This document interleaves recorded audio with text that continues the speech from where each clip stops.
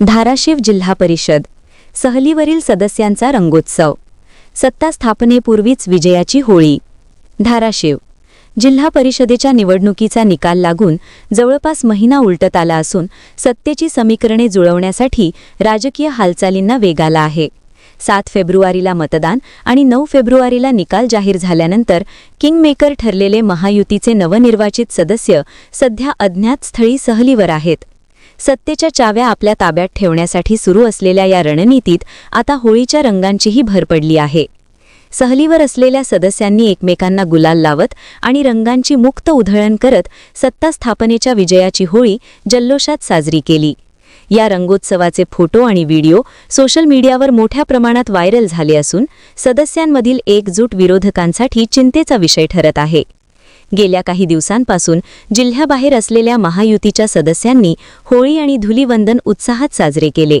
घरापासून दूर असतानाही नवनिर्वाचित सदस्यांचा उत्साह ओसंडून वाहत असल्याचे दिसून आले। सत्तेच्या प्रतीक्षेत असलेल्या या सदस्यांनी निवडणुकीतील यशाचा आनंद रंगांच्या उधळणीतून व्यक्त केला। दरम्यान 13 मार्च रोजी जिल्हा परिषद अध्यक्ष व विषय समिती सभापती पदाची निवड होणार आहे, त्यामुळे राजकीय गणितांना अधिकच वेग आला आहे। फोडाफोडीचे राजकारण टाळण्यासाठी आणि गट अभेद्य राखण्यासाठी महायुतीने आपल्या सदस्यांना थेट निवडीच्या दिवशीच सभागृहात आणण्याची रणनीती राखल्याची चर्चा आहे।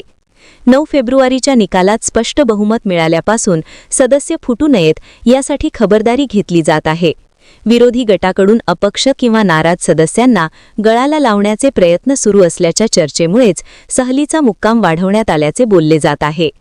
13 मार्चच्या निवडीकडे संपूर्ण जिल्ह्याचे लक्ष लागले आहे। या पार्श्वभूमीवर जिल्हा परिषदेवर आमदार राणा जगजितसिंग पाटील यांच्या पत्नी व भाजपच्या जिल्हा परिषद सदस्या अर्चनाताई पाटील अध्यक्षपदी विराजमान होण्याची शक्यता जवळपास निश्चित मानली जात आहे। त्यामुळे जिल्हा परिषदेत पहिल्यांदाच कमळ फुलणार असल्याचे चित्र स्पष्ट होत असून सहलीवर असलेल्या सदस्यांनी निवडीपूर्वीच विजयाचा गुलाल उधळत आनंद साजरा केला आहे। AR news Marathi, Rupesh Dolare, Dharashiv.